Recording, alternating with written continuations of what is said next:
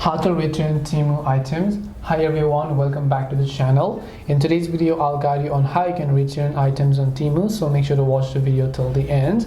In order to return Temu items, all you have to do is simply go ahead and then first of all basically launch the Temu application over here.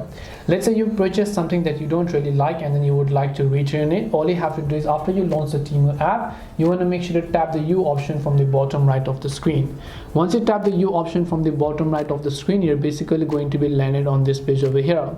And once you're on this page, what you want to do is you want to simply go to the option called Your Orders from the very top.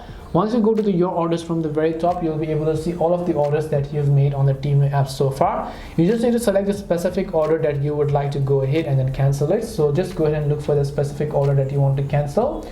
Once you select the specific order and you want to cancel, it will be moved to the processing tab. But the process also depends upon how long you've used the product and how many days has it been since you actually purchased it. So hopefully this video helped you guys as to how you can go ahead and then return Temu items. If you have got any questions, feel free to leave them down below. Thank you very much for watching till the end of this tutorial and see you soon in the next video.